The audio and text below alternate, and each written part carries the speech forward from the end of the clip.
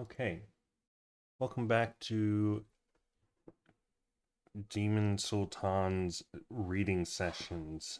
We are continuing our investigations into the formation and structure of some form of proletarian association, which can produce the revolutionary dictatorship of the proletariat, which can in turn produce the communist mode of production.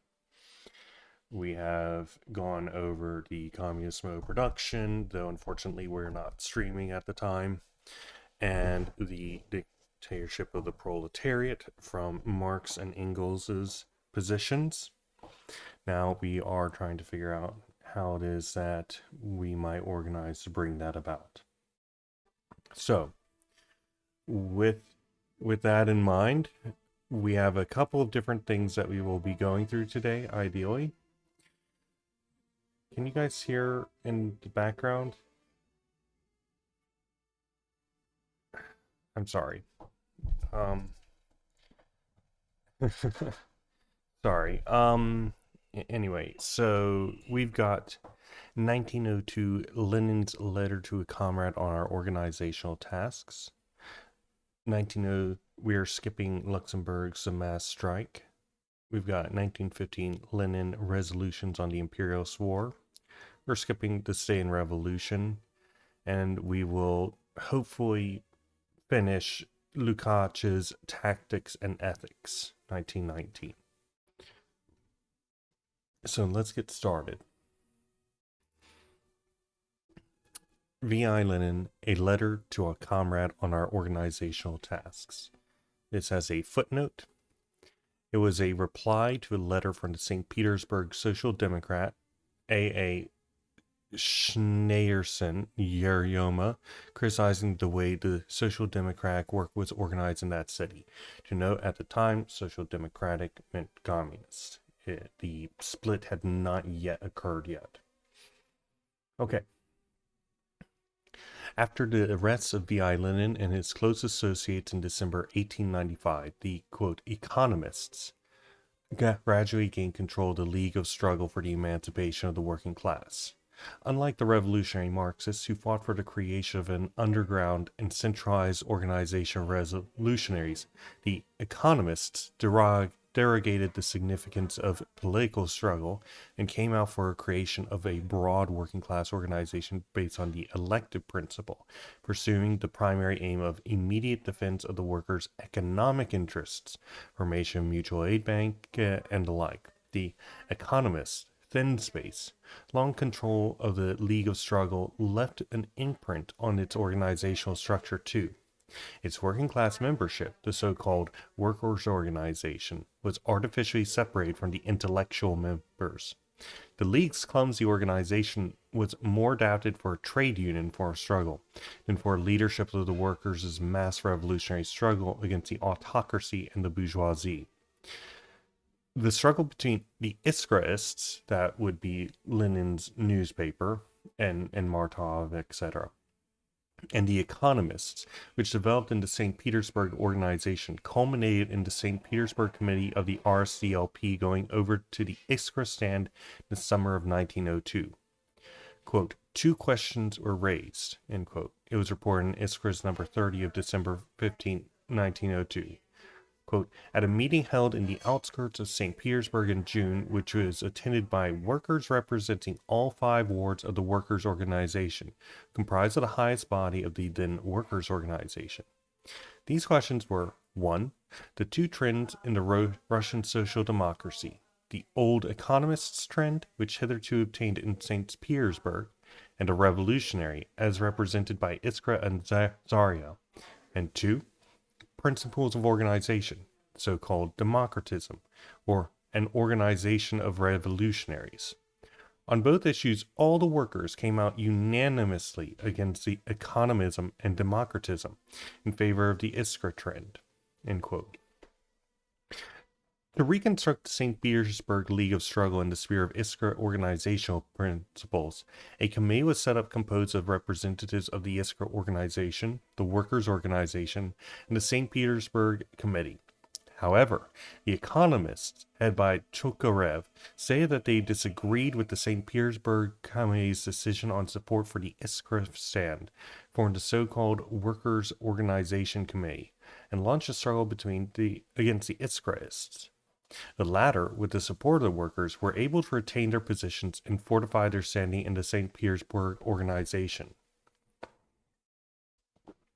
A letter to a comrade, in which Lenin developed and gave concrete shape for his plan for the party's organization, was received in St. Petersburg at the height of the struggle against the economists. It was hectographed, copied by hand, and distributed among St. Petersburg Social Democrats. In June 1903, it was illegally published by the Siberian Social Democratic League under the title On Revolutionary Work in the Organization of the RSDLP, a letter to a comrade. This letter was published by the RSDLP's Central Committee as a separate pamphlet, with a preface and postscript by Lenin, who also prepared the pamphlet for the press. The letter was widely distributed in social democratic organizations, police archives for 1902-05, revealing that it was found during police raids in Moscow, Riga, Rostov-on-Don, Nakhichevan, Nikolaev, Krasnokarya, Irkutsk, and elsewhere. The archives of the Institute of Marxism-Leninism of the CPSU's Central Committee contain only the first manuscript page of the letter, with the following inscription in Lenin's hand, quote, to the St. Petersburg Committee in general, and to Comrade Yeryoma in particular, from Lenin. So there are some useful things right here in terms of things that were rejected. And we can understand more about the character of what we're going for by looking at the character of the thing that we are saying not to go for, right? So in this case, 1 second, apologies. And then we're going to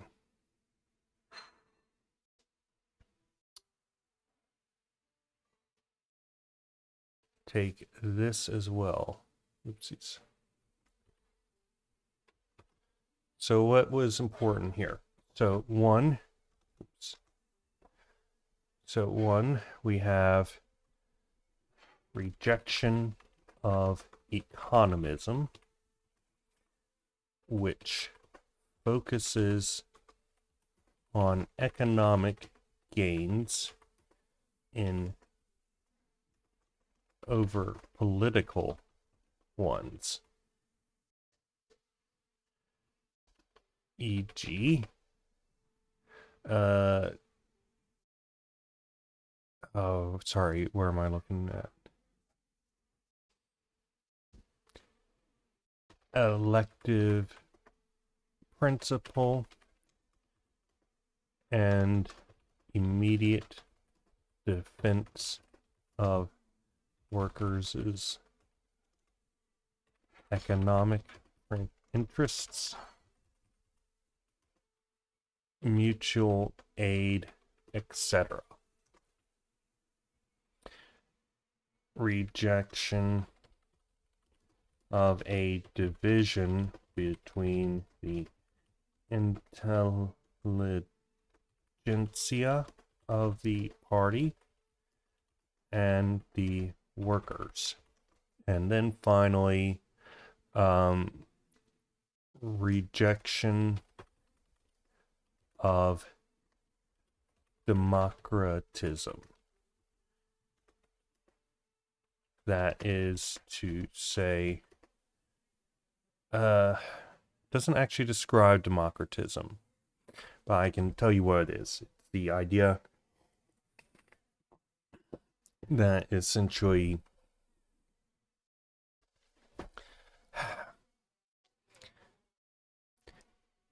it's a rejection of democratic centralism or centralism more generally. It is keeping the party open. Actually, that's it. That is to say, keeping the party open, instead seeking to develop it into an organization of revolutionaries. Sorry. Okay, so let's get to the actual text now. Dear Comrade, it is with pleasure that I accede to your request for a criticism of your draft for the organization of the St. Petersburg Revolutionary Party. Most likely you meant the organization of the work for the Russian Social Democratic Labor Party in St. Petersburg. The question you have raised is so important that all members of the St. Petersburg Committee, and even all Russian Social Democrats in general, should take part in its discussion. First of all, let me express my complete agreement with your explanation of the unsuitableness of the former League types, as you term it, organization of the League. You refer to the lack of serious training and revolutionary action among the progressive workers, to the so-called elective system, which Rabochet Diallo supporters are championing so proudly and stubbornly on the grounds of democratic principles, and to the workers' alienation from active work. That precisely is the case. 1. The lack of serious training and revolutionary education, not only among the workers, but among the intellectuals as well. 2. The misplaced and immoderate application to the elective principle. And 3. The workers' alienation from active revolutionary work. That is where the main shortcoming of the St. Petersburg organization and of many other local organizations of our party really lies. I fully share your basic view on the organizational tasks, and also subscribe to your organizational plan, as so far as I understand its general outlines from your letter. Okay, we're going to take this, and I'm going to format this a little, because I like doing that.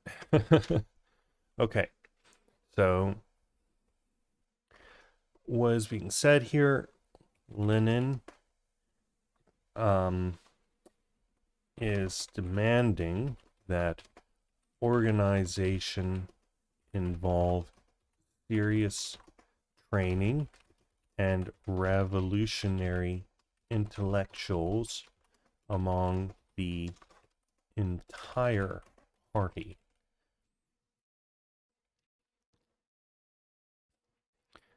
And that revolutionary training,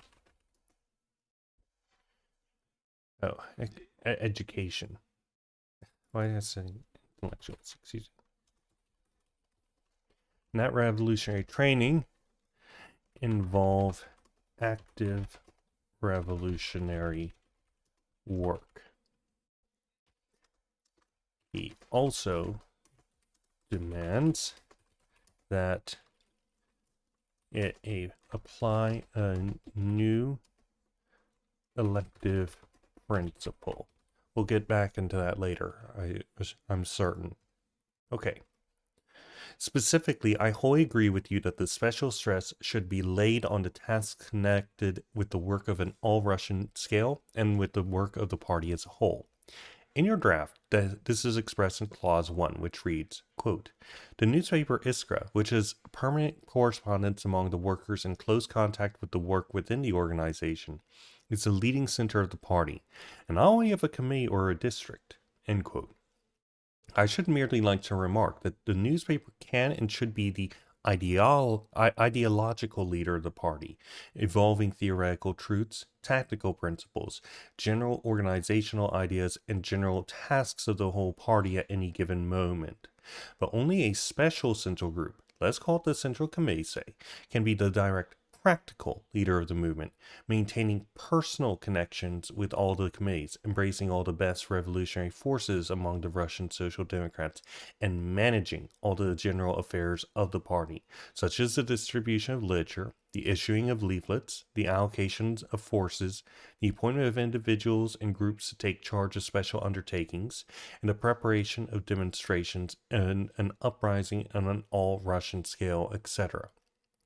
Since the strictest secrecy of organization and preservation of continuity of the movement is essential, our party can and should have two leading centers.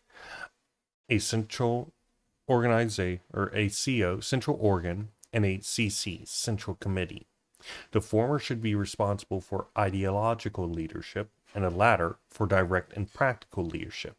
Unity of action and necessary solidarity between these groups should be ensured, but not only by a single party program, but also by the composition of the two groups.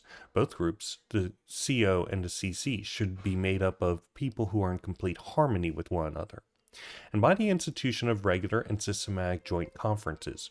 Only then will the CO, on the one hand, be placed beyond the reach of the Russian gendarmes and assured of consistency and continuity, while on the other hand, the CC will always be at one with the CO on all essential matters and have sufficient freedom to take direct charge of all the practical aspects of the movement. Okay, this is good stuff right here. So let me take this and actually I'm going to split this into two, and then this is going to be broken up.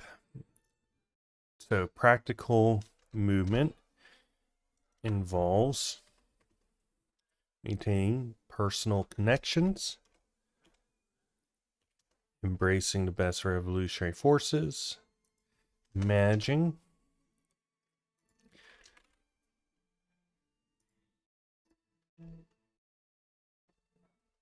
yes, and what he is saying is that these need to be, yes, irony. He's saying that we need people who read theory are in charge of you know, developing ideology, but these people need to be practicing, right? Right here. The intellectuals, they need to be engaging in serious training, revolutionary education. And in addition, in revolutionary education, of course, has to be done through revolutionary work. But he is saying that these should be separate, and this is a tactical thing in particular, because if it isn't separate, then what happens? Well, your ideological leaders get arrested because they have to be public. If you are VI Lenin here is a public-facing guy. Everybody knows who he is. Everybody knows his face. He's active. If the autocracy wants to come and arrest him, then all they do is look at where he's at.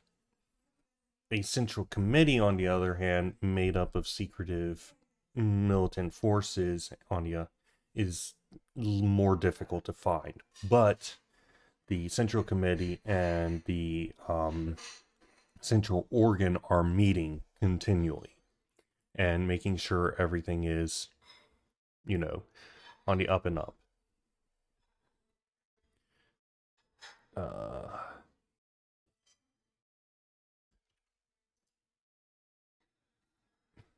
And then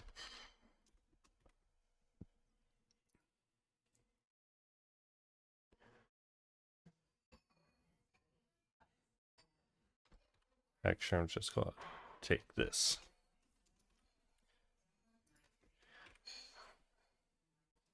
Okay. And then I'm not going to write down the description right now, or the summary right now. Continuing. For this reason, it would be desirable that Clause 1 of the rules, according to your draft, should not only indicate which party organ is recognized as the organ, that, of course, is necessary, but should also state that the given local organization sets itself the task of working actively for the creation, support, and consolidation of these central institutions without which our party cannot exist as a party. So, we're going to take this and I'm going to bold this. And we're just going to do this real quick. Local organizations should seek to create, support, and consolidate the central organ and central committee. Okay. Further, in clause 2, you say that the committee should direct the local organization. Perhaps it would be better to say, quote, all the local work and all the local organizations of the party. But I shall not dwell on details of formulation. And that should consist of both workers and intellectuals, for to divide them into two committees is harmful. That is absolutely and indubitably correct. There should only be one committee of the Russian Social Democratic Labor Party, and it should consist of fully convinced Social Democrats who devote themselves entirely to social democratic activities. We should particularly see to it that as many workers as possible become fully class conscious and professional revolutionaries and members of the committee. Footnote: we must try to get on the committee revolutionary workers who have the greatest contacts and the best, quote, reputation, end quote, among the masses of the workers. That was Lenin. So, we're going to, oops, where was I? There should be,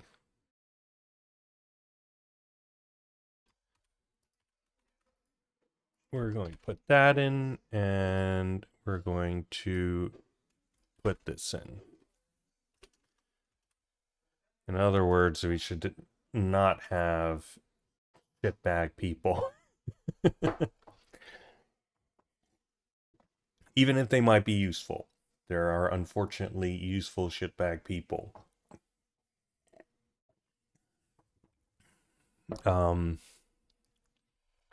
But so the committee must be centralized and made up of social, I'm sorry? Man.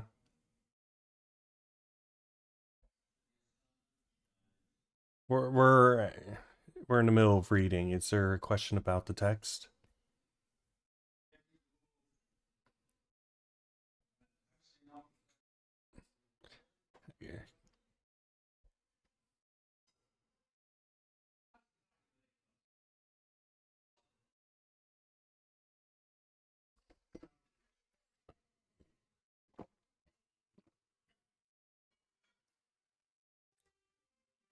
Yeah, so this is one of the things being talked about here. Or Lenin is not talking about that. He maybe is, but I'm specifically talking about that as an example. We should try our best to avoid using these people even if they are useful, but if needs must. All right. And also, I do want to note that it's important to understand that one of the tactics as regularly in use is destroying leadership. We only have to look at COINTELPRO. One of the major things that they did was they would seek to create dirt on people, put them into positions that would make it so they would have a character assassination, and then they would publicize it in fronts and stuff. So you have to be very careful and protect the image of your leadership. Now, unfortunately, sometimes it's, not the CIA coming in and making shit up and then just pushing it through this stuff. But even when it's not, if you don't manage to keep a hold of the narrative, then they will make one, and your leadership will get fucked and not in the fun way. Okay. With that said, please write down any questions in ESVC text, and I will respond there. You're fine. Okay, continuing. So the committee must be centralized and made up of developed revolutionary workers. that are full-time. As many workers as possible should be fully ideologically trained, which involves active experience with organizing and engaging in revolutionary action. And then we must try, ideally, the leadership has immense social acumen. Let's just say it like that. Okay. Once there's a single and not a dual committee, the matter of the committee members personally knowing many workers is of particular importance. In order to take the lead in whatever goes on in workers' midst, it is necessary to be able to have access to all quarters, to know very many workers, to have all sorts of channels, etc., etc. The committee should, therefore, include, as far as possible, all the principal leaders of the working class movement from among the workers themselves. It should direct all aspects of the local movement and take charge of all local institutions, forces, and means of the party. You do not say how the committee should be set up. Most likely, here too we shall agree with you that it is scarcely necessary to have special regulations about this. How to set up the committee is a matter for the Social Democrats on the spot to decide. However, it should perhaps be pointed out that new members should be added to the committee by decision of a majority, or 2/3, etc., of its members, and that the committee should see to it that its list of contacts is placed in hands that are reliable from the revolutionary standpoint and safe in a political sense. In other words, somebody who isn't going to get who is trustworthy, who is, not going to suddenly go off and have a bad reputation because they're out drinking or something. I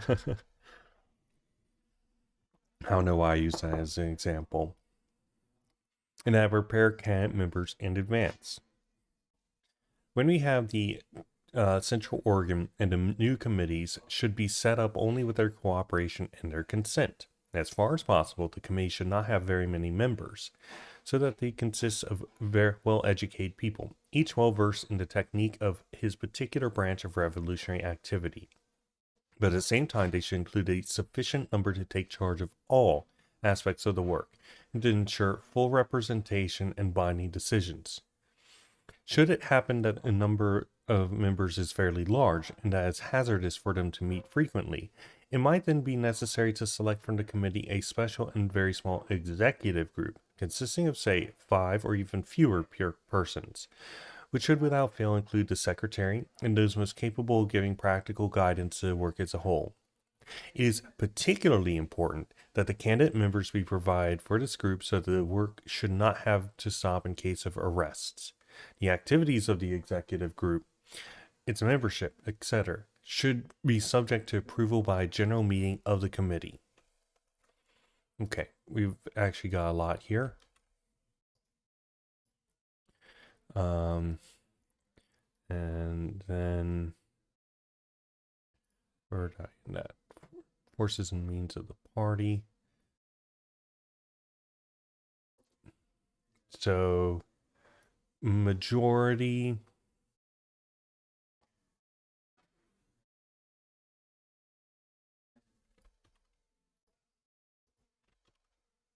hold on. We are going to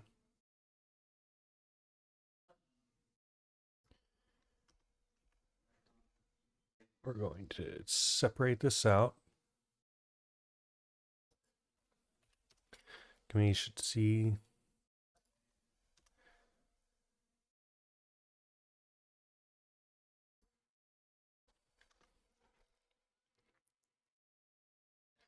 that are reliable and safe, and that prepares new committee members in advance. 3. Oops.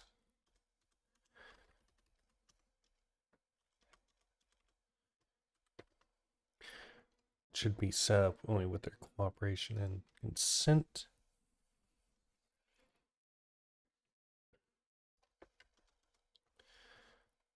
As far as possible, the committee should not have married members.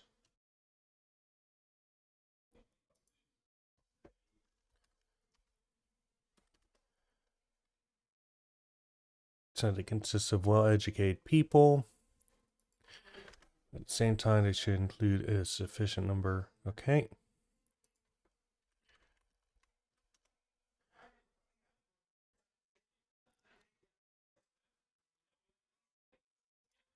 And okay. I hope that this is riveting. To note, I did share this PDF in ESVC text. If you want to open it up, you can make notes in it.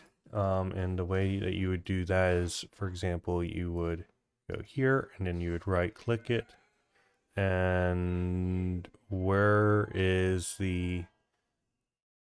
Oh, no. Right here. So you would add comment, suggest edits, and so on and so forth. So if you want to help me out by inputting comments and stuff, so I can input them in here, that would be much appreciated. Okay. Back to text. Further, alter the committee. You propose the following institutions under it. 1. Discussion meetings, conferences of the best revolutionaries. 2. District circles with. 3. A propaganda circle attached to each of these. 4. Factory circles. And 5. Quote, meetings of representatives, end quote, of delegates from the factory circles of a given district. I fully agree with you that all further institutions, and of these there should be very many and extremely diversified ones, besides those mentioned by you, should be subordinated to the committee, and that is necessary to have distinct district groups for the very big cities and factory groups, always and everywhere. But I do not quite agree with you, it seems, on several details. For instance, with regard to discussion meetings, I think that these are wholly unnecessary. The best revolutionaries should all be on the committee or engaging in special work, printing, transport, agitational tours, the organization, say, of a passport bureau, or of combat squads to deal with spies and agent provocateurs. To know, agent provocateurs are members of the state that will go in and under the name of of one group or another, cause problems in order to create propaganda against them. Or, for example, during a protest, they might join in secret in plain clothes and pretend to be part of the protest and then engage in violent acts in order to make it so that the protest loses legitimacy. And also, it excuses, police crackdowns on them. Okay. So let's see. Yes, the US does this all the time. We saw a lot during the during Black Lives Matter movement. No, but see, America doesn't have secret police. It's only non-democratic places like Russia, right? No, they just have they just have we just have plainclothes police that go in and infiltrate into movements in secret and then, you know, commit crimes in their name and then do infiltrating and so on and so forth.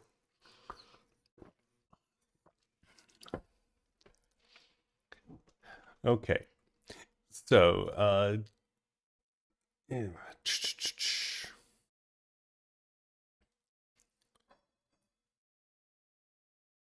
we will need,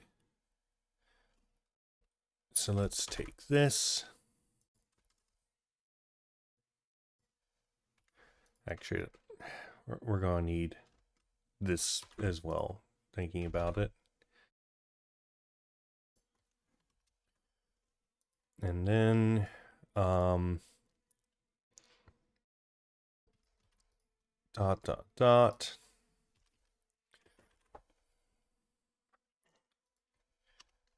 And then we're going to break this up as usual, because it's my preferred formatting.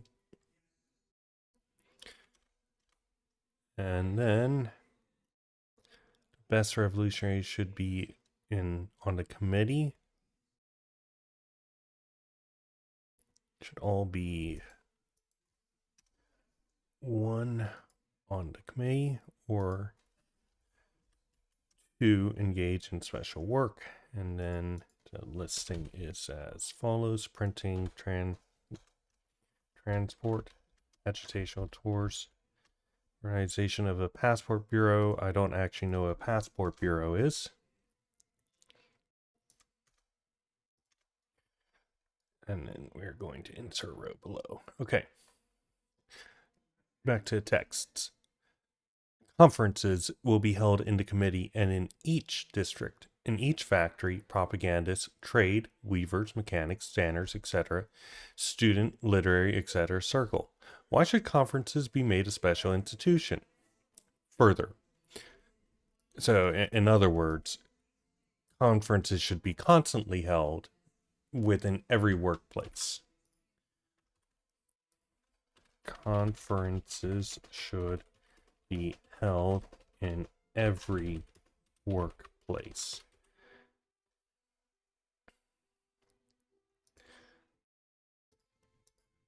Back to text.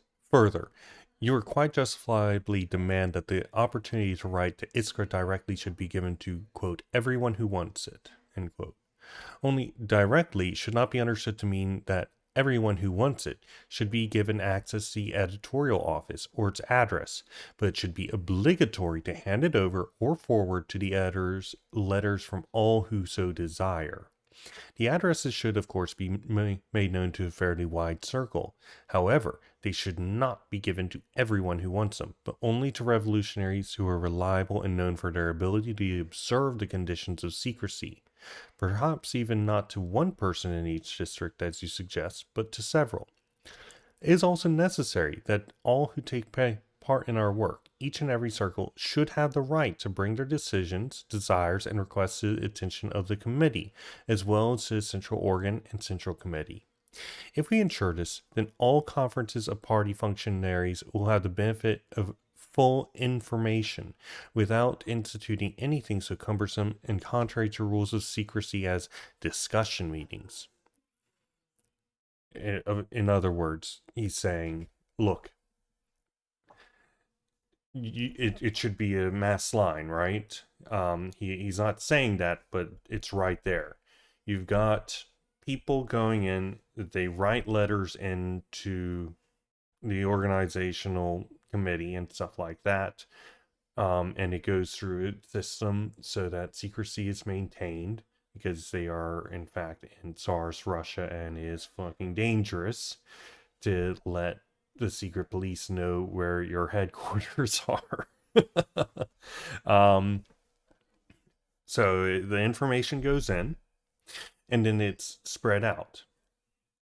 And not everything will be responded to, and not everything can be responded to. But over time, ideological tempering comes in, and so on and so forth. So let's see.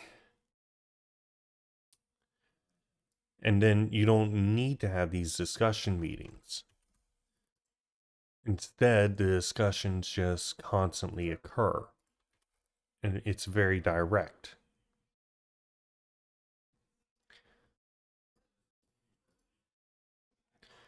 Okay, back to the text. Of course, we should also endeavor to arrange personal conferences of the greatest possible number and of all and sundry functionaries. But then here everything hinges on the observation of secrecy. General meetings and gatherings are possible in Russia only rarely and by way of exception.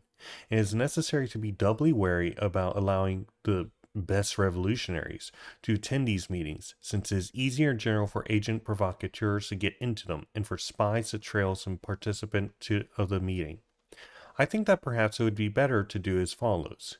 When it's possible to organize a big, say 30 to 100, general meeting, for instance in the summertime in the woods, or in a secret apartment that has been specially secured for this purpose, the committee should send one or two of the best revolutionaries and make sure that the meeting is attended by the proper people. Example, that invitations be extended to as many as possible of the reliable members of factory circles, etc.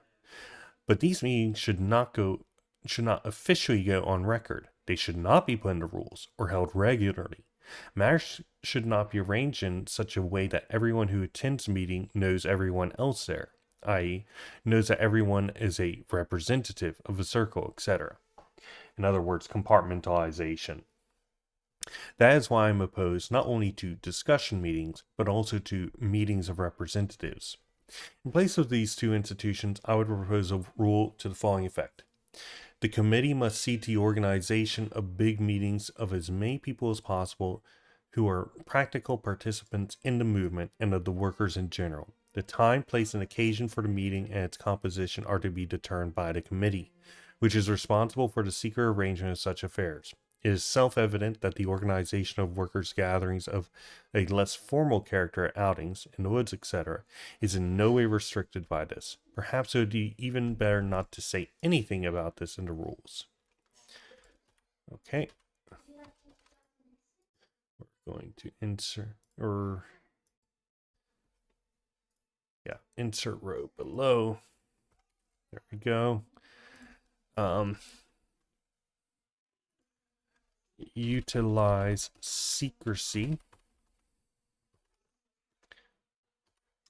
and compartmentalize.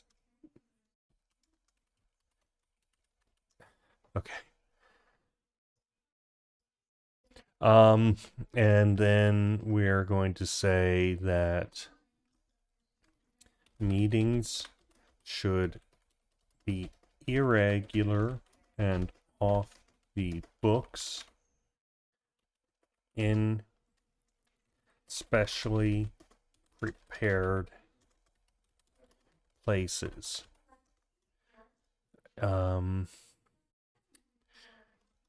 They should invite secret but well-developed revolutionary members who make sure everyone involved is trustworthy. Hopefully, we don't need quite so much secrecy. But eventually we will. Reminder that what happens next is, when the movement really starts gaining steam, what happens is fascism and intense oppression, because as the bourgeoisie understand that their grasp on power is slipping, they will not go down without a fight.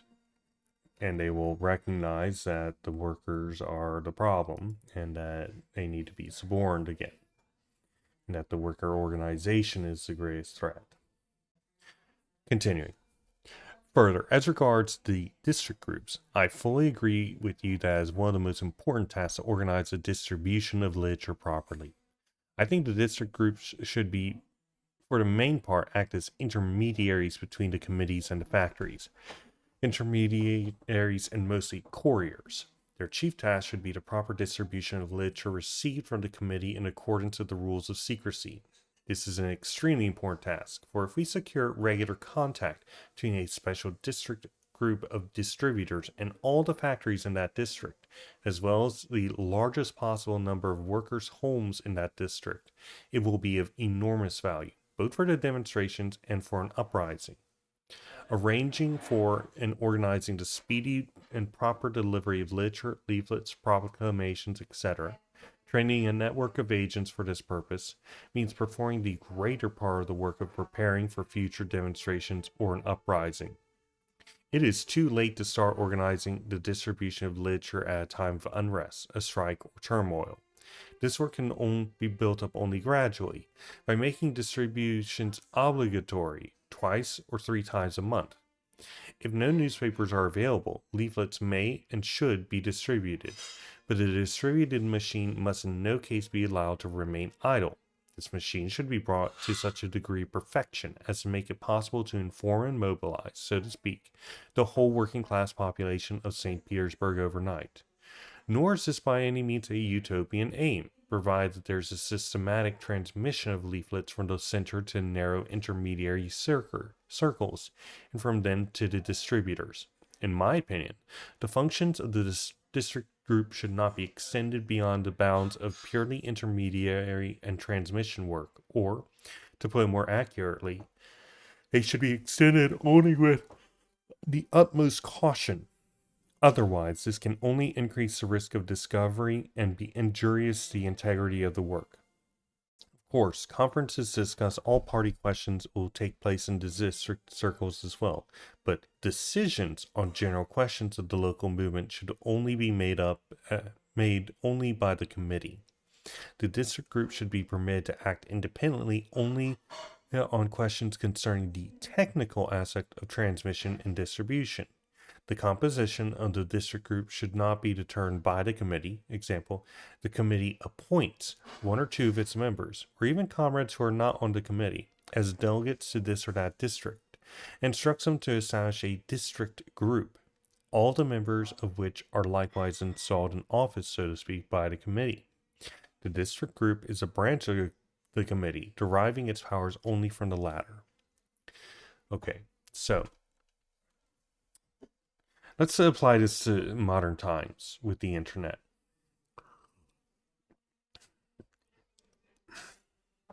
Part of the struggle, let's take Discord as an example, right? Discord spies on everything that we say and do. Our discussion right here is being recorded by Discord. It's being transmitted into words and then transmitted in turn to anybody who's buying Discord's information, which is every government organization you can care to talk about, along with Google and so on and so forth, insofar as Google is itself separated from the U.S. military. Now, thankfully, or for good or ill, the process by which America does its authoritarianism, let's just say that for the sake of ease, is not through a society of discipline, but through a society of control. And more specifically, it does so by way of, in the same sense of, if you've got a car, you could drive that car through the grass, but it's a lot easier if you drive it on the road, right? And it's a lot easier. And the people who are planning the highways, of course, they are able to direct the flow of traffic. They're able to determine where it is that cars can go. Highways determine where towns are built, for example, because there's a highway outlet over there, and then that causes, all these fast food chains and gas stations to be built up, and they're all exactly the same. And this society of control it's something that you like. Google is something that you like. Its search engine is so convenient. It centralizes everything and makes things easy. But what does it mean for anybody who's trying to put together a revolutionary algorithm, say, and a publication that can't be shut down because it stops meeting the terms of service of Discord? Right? we don't have our own platform.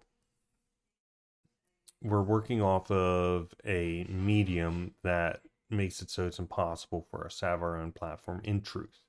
Now, the nice thing is the internet is by design made to be very difficult to shut down. And it would be very, very, very politically difficult for America to do so. It's including on international scale, especially on international scale. But we do need our own platform. That would be what the Proletariat or Pravdanet or however you want to call it would be. And then we could actually put out some proper algorithms that support the development of working class conscious rather than of profit making on Google and YouTube and stuff.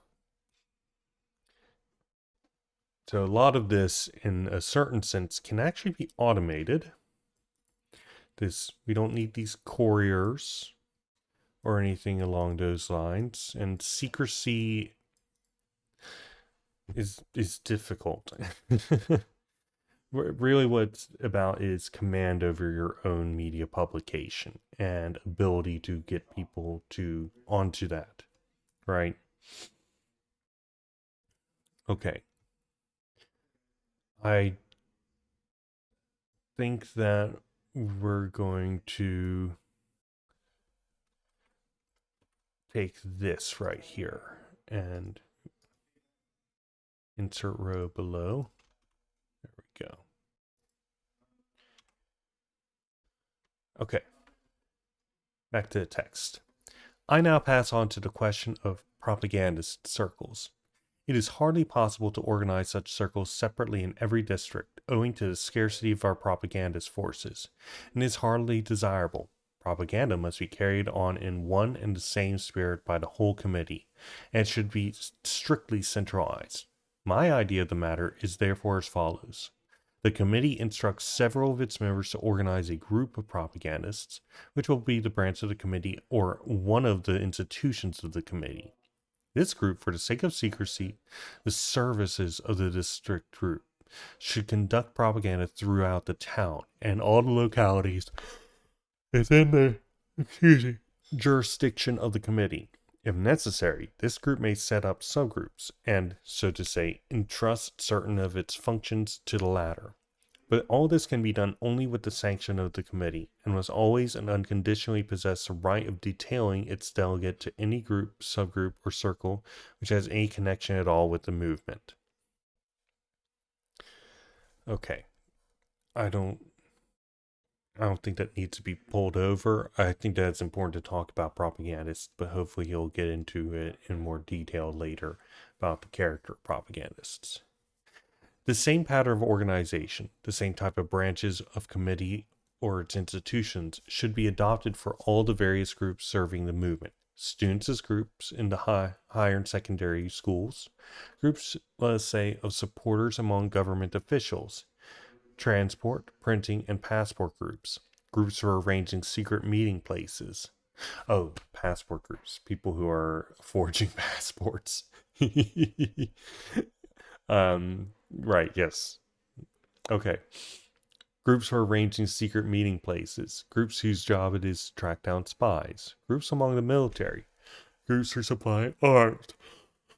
Groups for the organization of financially profitable enterprises, for example. Because it is actually important to have a regular supply of money for organizational purposes. You can't put together a revolutionary movement and get people, guns and stuff if you've got no money. Good luck with salvaging everything. In other words, make your worker co-ops. Please do so. See if you can make them a federated one. Venture communism, as it's called, and then take that money and then put it towards revolutionary action.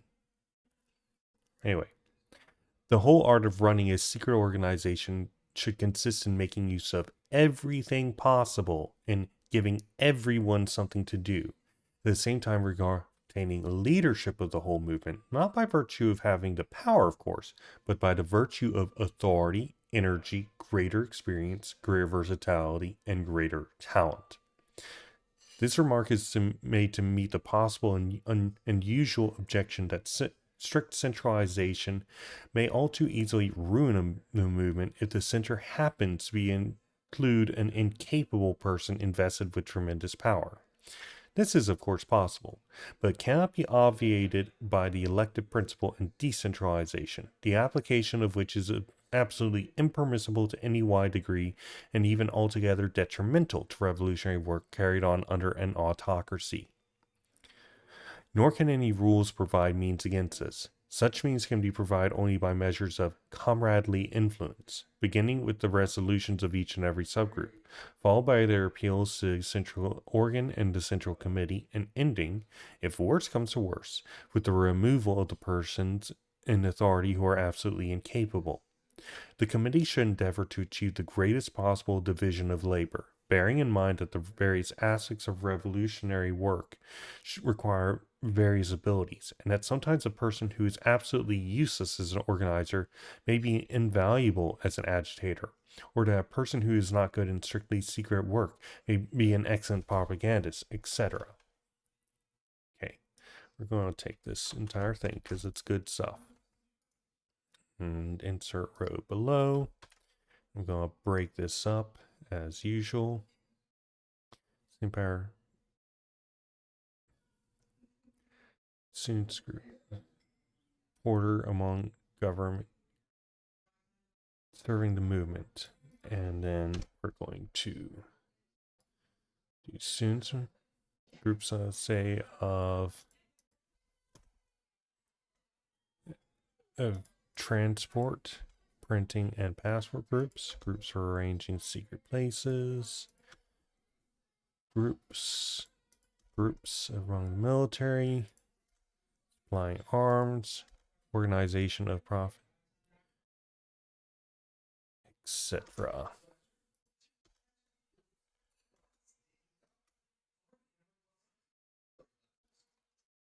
Not by virtue, authority, energy, and greater talent. This remark is made to meet the possible and usual objection that strict centralization. Okay, so what's being said here? Lenin says that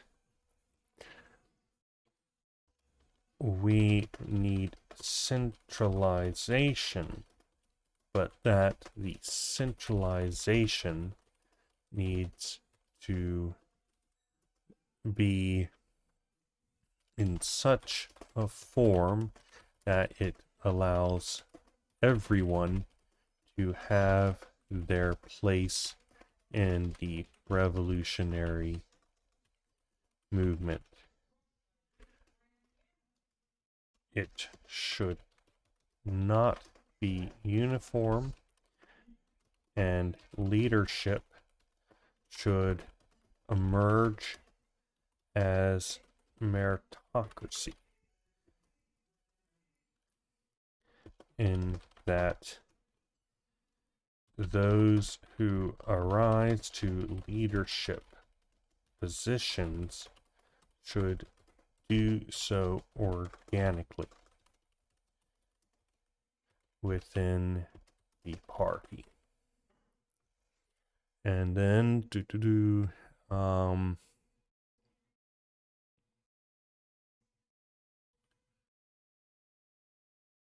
yeah, there we go.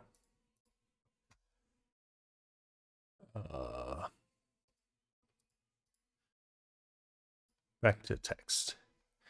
Incidentally, while on the subject of propagandists, I would like to say a few words in criticism of the usual practice of overloading this profession with incapable people, and thus lowering the level of propaganda. It is sometimes a habit among us to regard every student as a propagandist without discrimination, and every youngster demands that he should be given a circle, etc. This must be countered, because it does a great deal of harm. There are very few propagandists whose principles are invariably consistent and who are really capable. To become such one must put in a lot of study and mass experience. Uh, Insert criticism of communist meme subreddits.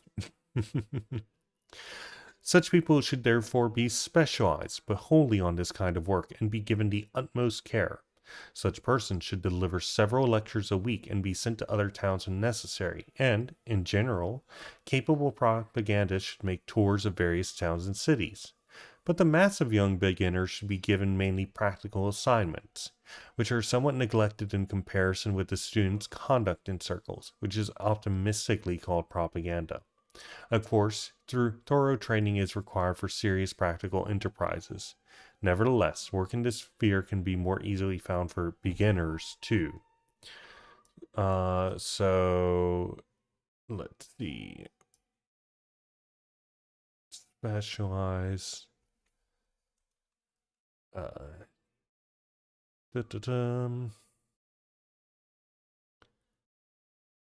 We're just going to take this and insert row below.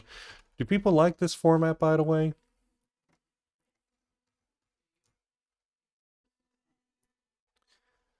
Cool. Okay, back to text. Now about the factory circles. These are particularly important to us. The main strength of the movement lies in the organization of the workers at the large factories. For the large factories and mills contain not only the predominant parts of the working class as regards numbers, but even more as regard influence, development, and buying capacity. Every factory must be our fortress. For every factory, workers' organization should be as secret internally as ramified externally. I.e., in its outward relations, it should stretch its feelers as far in as many directions as any revolutionary organization. That's the second time he's used the word ramified. What? Form branches or offshoots. Spread out or branch out, grow and develop in complexity or range. Okay. So basically, secret internally, and then it spreads feelers out externally. Okay. I emphasize that here too, a group of revolutionary workers should necessarily be the core, the leader, the master. We must break completely with the traditional type of purely labor or purely trade union social democratic organization, including the factory circles. The factory group or the factory mill committee, to distinguish from other groups of which there should be a great number, should consist of a very small number of revolutionaries who take their instructions and receive their authority to carry on all social democratic work in the factory directly from the committee. Every member of the factory committee should regard himself as an agent of the committee, obliged to submit to all of its orders and to observe all the laws and customs of the army in the field, which he has joined and from which in time of war he has no right to absent himself without official leave. The composition of the factory committee is therefore a matter of very great importance. One of the chief duties of the committee should be to see to the proper organization of these subcommittees. This is how I picture it. The committee instructs certain of its members, plus let's say certain workers who for some reason or not other have not been included in the committee, but who can be very useful by reason of their experience, knowledge of people, intelligence, and connections, to organize factory subcommittees everywhere. This group consults with the district representatives, arranges for a number of meetings, thoroughly checks candidate members of the factory subcommittees, subjects them to cross-examination where necessary puts them to the test, endeavoring personally to examine and verify the largest possible number of candidate members of the subcommittee of the factory in question, and finally submits a list of members for each factory circle to the committee for approval, or proposes that authority be given to some designated worker to set up, nominate, or select a complete subcommittee. Wow, that was a long sentence. In this way, the committee will also determine which of these agents is to maintain contact with it and how that contact is to be maintained. as a general rule, through the district representatives, but this rule may be supplemented and modified. In view of the importance of these factory subcommittees, we must see to it as far as possible that every subcommittee is in possession of an address to which it can direct its communication to central organ, and of a repository for its list of contact in some safe place. Example, that the information required for the immediate reestablishment of the subcommittee in the event of arrests is transmitted as regularly and as fully as possible to the party center, for safekeeping in a place where the Russian gendarmes are unable to get it. To be clear, gendarmes just translate that as secret police. It is a matter of course that the transmission of addresses must be determined by the committee at its own discretion and on the basis of the facts at its disposal, and not on the basis of some non-existent right to a democratic allocation of these addresses. Finally, it is perhaps not superfluous to mention that it may sometimes be necessary or more convenient to confine ourselves to the appointment of one agency from the committee, an alternate for him, instead of a factory subcommittee consisting of several members. As soon as a factory subcommittee has been formed, it should proceed to organize a number of factory groups and circles with diverse tasks and varying degrees of secrecy and organizational form, as, for example, circles for delivering and distributing literature. This is one of the most important functions, which must be organized so as to provide us with a real postal service of our own. So as to possess tried and tested methods, not only for distributing literature, but also for delivering it to the homes, and is so as to provide definite knowledge of all the workers' addresses and ways of reaching them. Circles for reading illegal literature, groups for tracking down spies. Footnote, we must get the workers to understand that while the killing of spies, agent provocateurs, and traitors may sometimes, of course, be absolutely unavoidable, it is highly undesirable and mistaken to make a system of it. We must strive to create an organization which will be able to render spies innocuous by exposing them and tracking them down. It is impossible to do away with all spies, but to create an organization which will ferret them out and educate the working class masses is both possible and necessary. Unfortunately, I'm not too clear on how you deal with agent provocateurs, so especially if you're in some sort of protest. Okay. Circles for giving special guidance to the trade union movement and the economic struggle. Circles of agitators and propagandists to know how to initiate and carry on law talks in an absolutely legal way on machinery, inspectors, etc., and so being able to speak safely and publicly, to get to know people and see how land lies, etc. Footnote, we also need combat groups in which workers who have had military training or are particularly strong and agile should be enrolled to act in the event of demonstrations, in arranging escapes from prison, etc. Back to text. The factory subcommittee should endeavor to embrace safely and publicly embrace the whole factory, the largest number possible of the workers, with a network of all kinds of circles or agents. The success of the subcommittee's activity should be measured by the abundance of such circles, by their accessibility to touring propagandists, and above all, by the correctness of the regular work done in distribution of literature, the collection of information, and correspondence. To sum it up, the general type of organization, in my opinion, should be as follows. A committee should be at the head of the entire local movement, of all the local social democratic activities.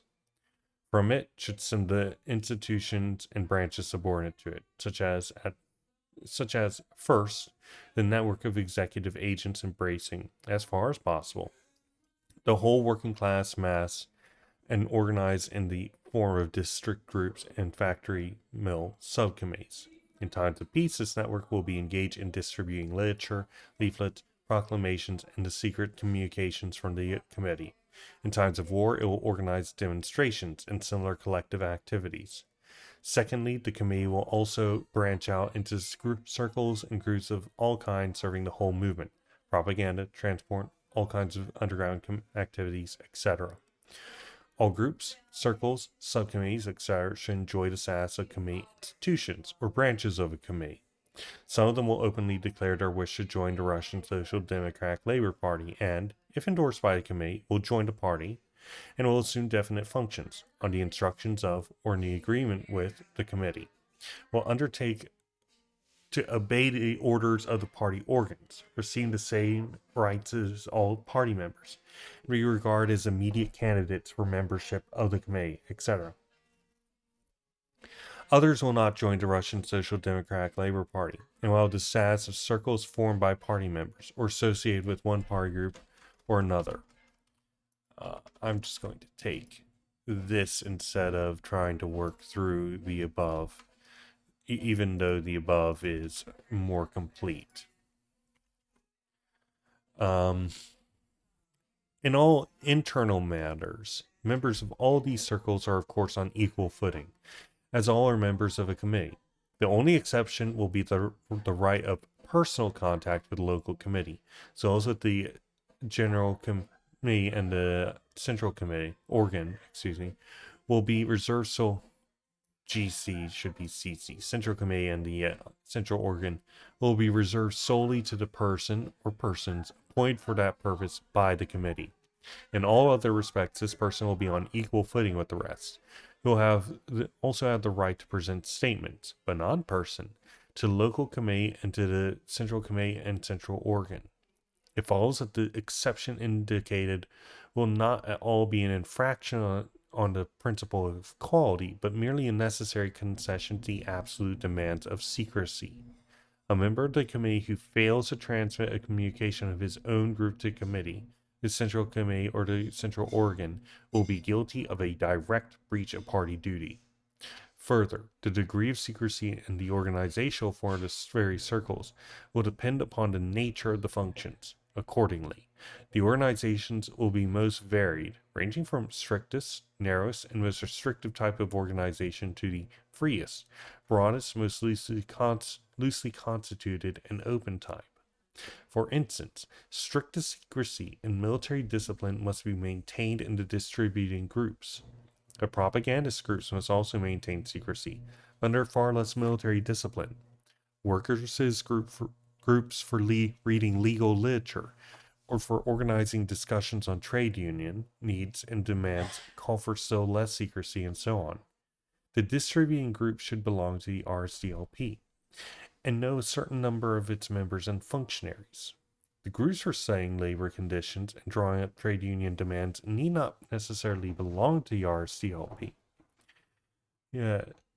Group of students, officers, or labor employees engaged in self-education in conjunction with one or two party members should in some cases not even be aware that these belong to the party, etc.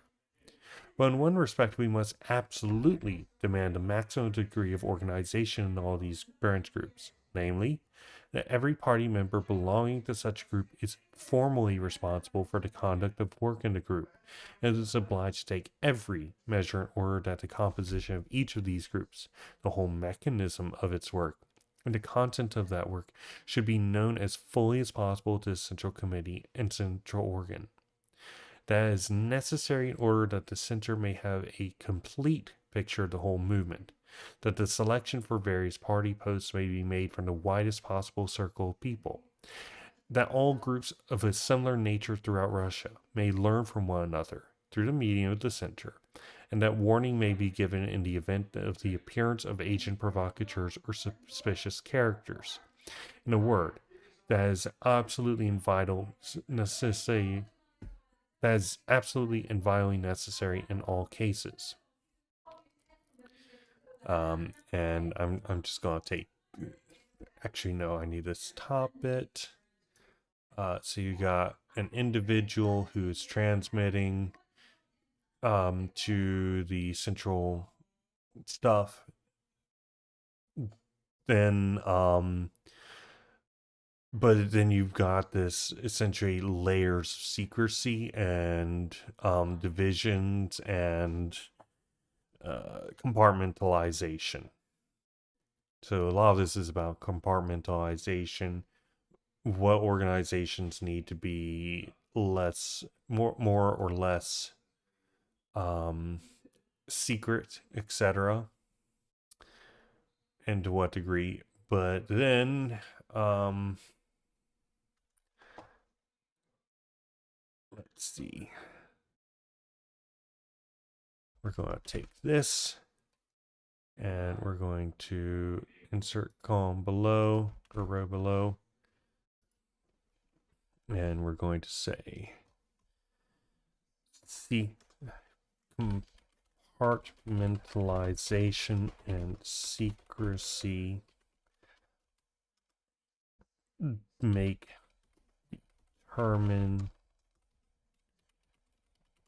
on the openness of the form of organization.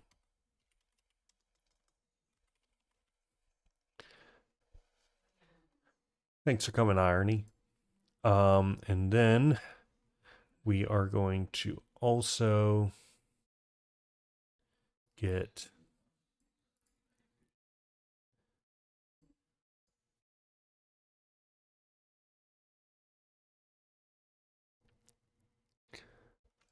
this bit and insert row below.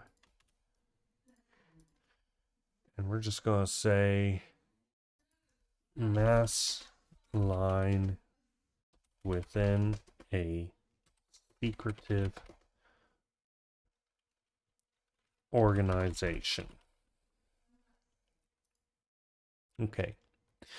How's it to be done? By submitting regular reports to a committee, by transmitting to central organ as much of the contents as possible, of a large number of reports as possible, by arranging that members of the central committee and of local committee visits of various circles, and finally, by making obligatory to hand over the list of contacts of these circles. Example, the names and addresses of several members of each circle for safekeeping, to the party bureau of the central organ and central committee.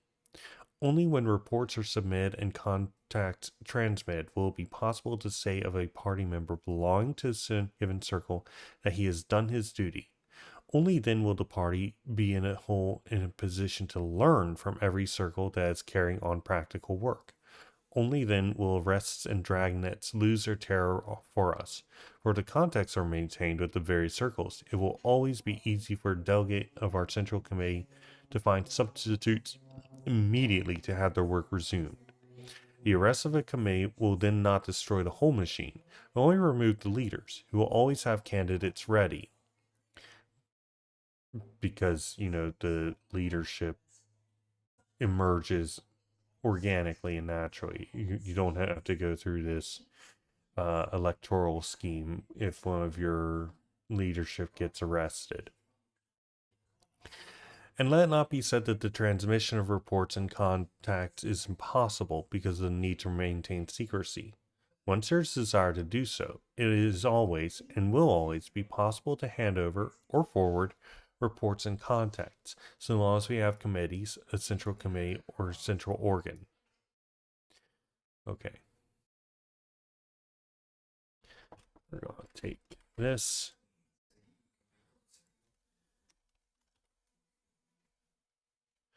And we're going to say this is done through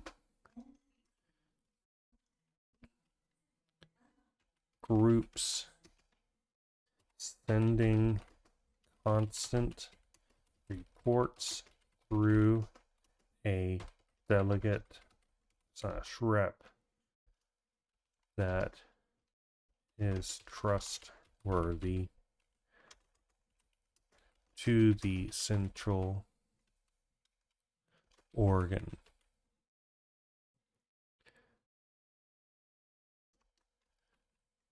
Then the central committee is made aware of the makeup of that local group and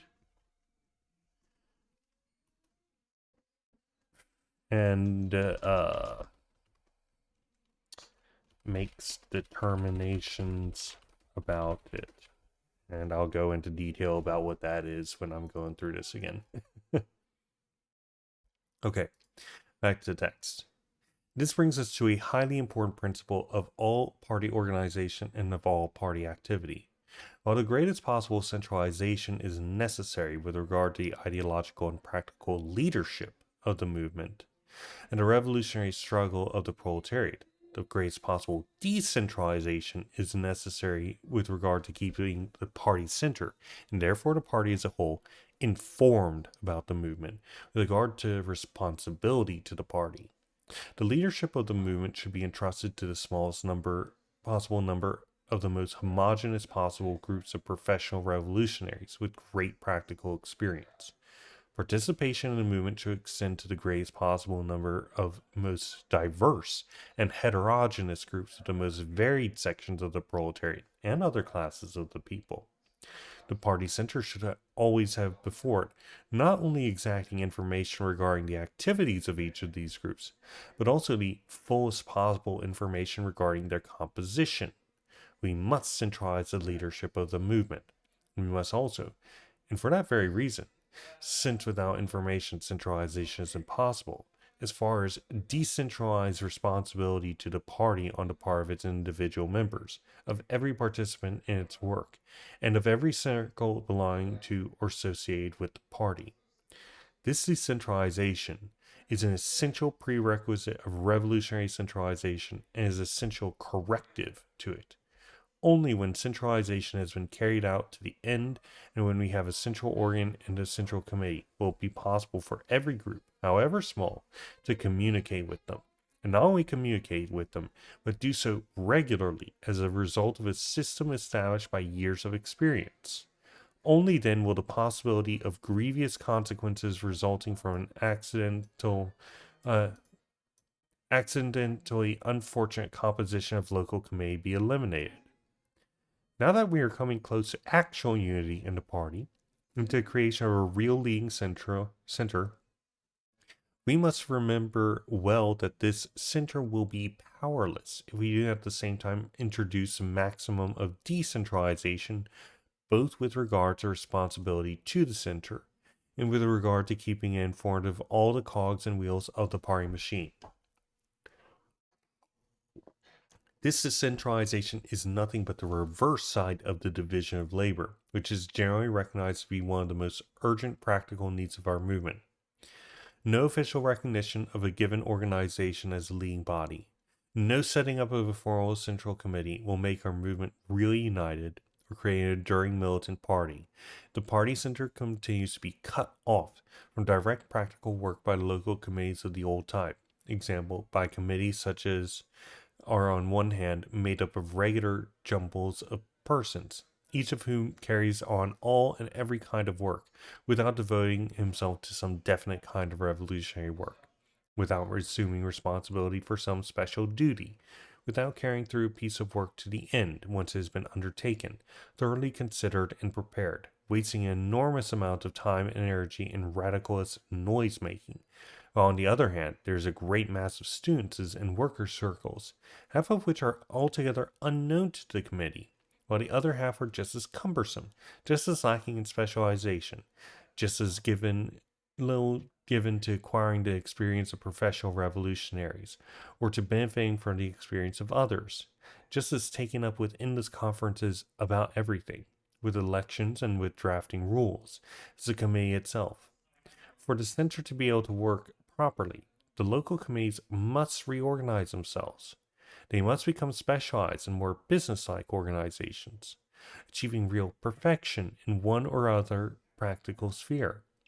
For the center not only to advise, persuade, and argue, as has been the case hitherto, but really conduct the orchestra, it is necessary to know exactly who's playing which fiddle, and where and how. Where and how instructions has been or is being received in playing instrument, who is playing out of tune when the music begins to jar on the ear, and where and why, and who should be transferred, and how and where to, so the discord may be remedied, etc. At the present time, this must be said openly, we either know nothing about the real internal work of the committee, except from except for its proclamations and general correspondence, we know about from friends or good acquaintances. But it's ridiculous to think a huge party which is capable of leading the Russian working class movement, which is preparing a general onslaught upon the autocracy, can limit itself to this. The number of the committee members should be cut down. Each of them, wherever possible, should be entrusted with a definite, special, and important function for which he will be held to account. A special, very small, directing center must be set up. A network of executive agents must be developed, linking the committee with every large factory, carrying on the regular distribution of literature, and giving the center an exact picture of this distribution and of the entire mechanism of the work.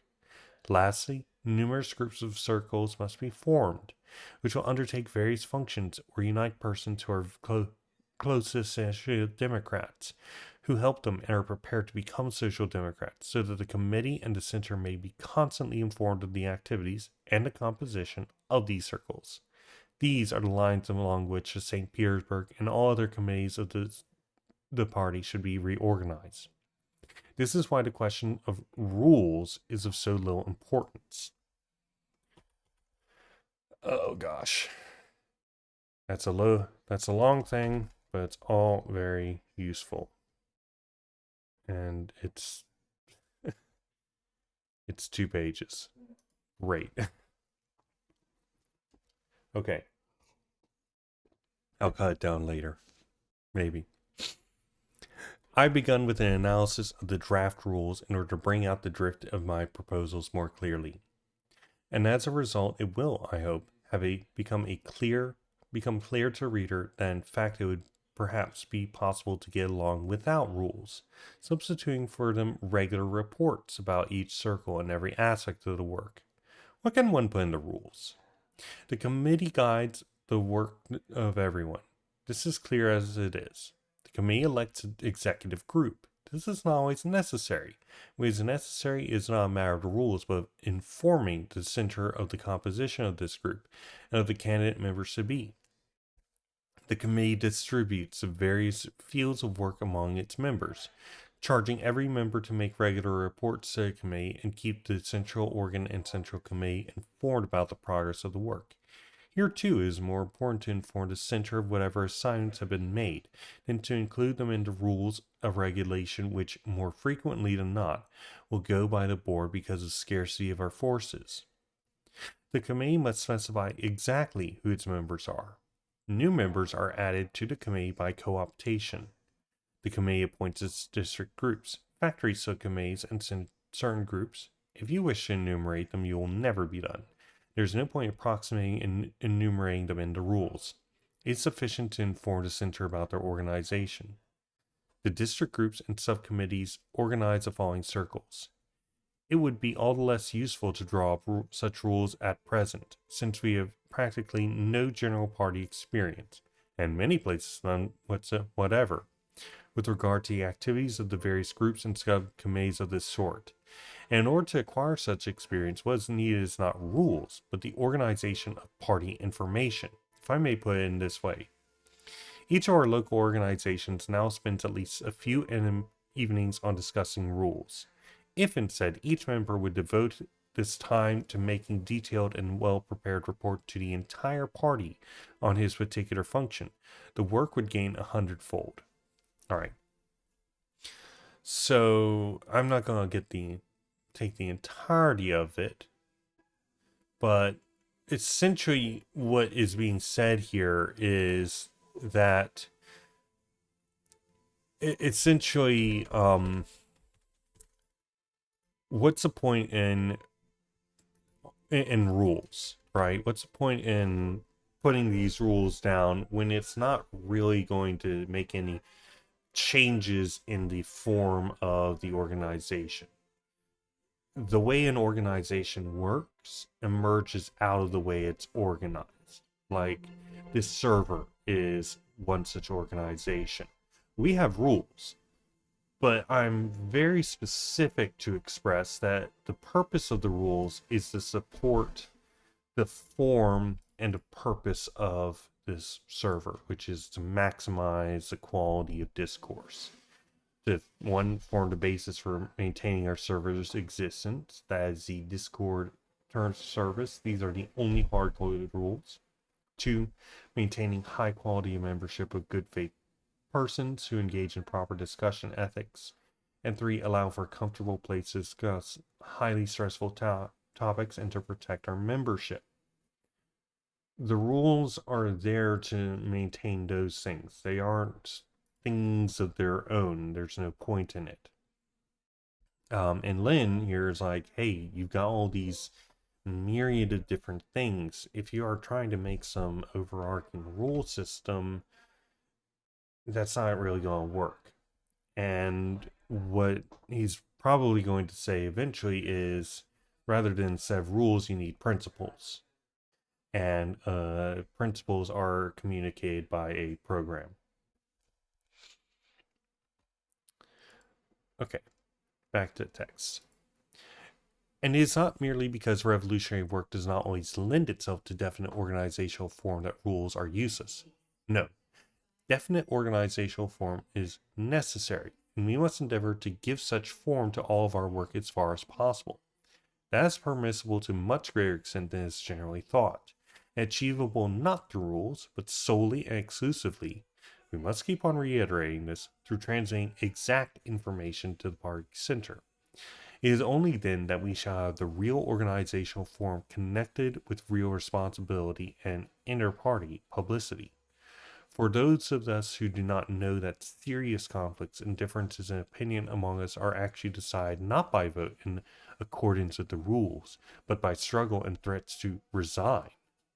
During the last 3 or 4 years of party life, the history of most of our committees has been replete with such internal strife. It is a great pity that this strife has not assumed a definite form. It would been much more instructive for the party and would have contributed much more to the experience of our successors.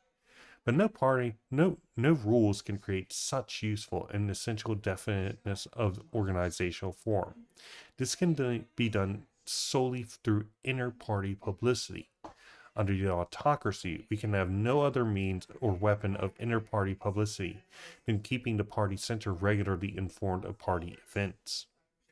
After and only after we have learned to apply this inter-party publicity on a wide scale shall we actually be able to amass experience in the functioning of the various organizations. Not only on the basis of such extensive experience over periods of many years shall we be able to draw up rules that will not be mere paper rules. So Lenin is not necessarily saying that rules are bad. He's saying that you need to be able to draft up a proper rule set that is able to actually reflect the needs of the organization, which can only be done through necessary information. So yeah. And that is the text. I'm going to take a quick look at our next reading, which is not the mass strike, to see if we have any shot whatsoever at getting through it in the next 20 minutes.